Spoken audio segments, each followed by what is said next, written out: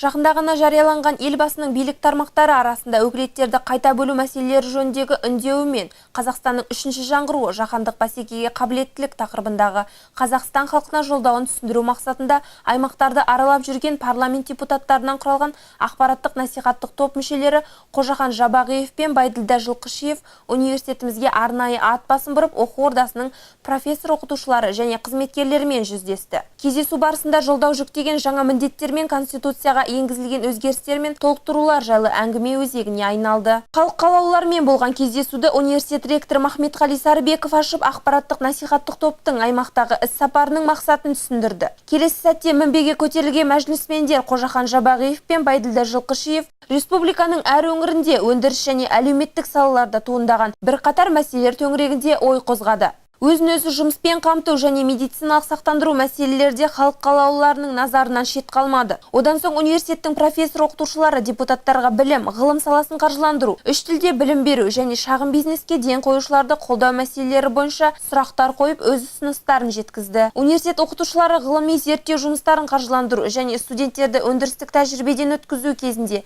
мекеме тарапынан ақы төлеу мәселелерінде орынды көтере білді.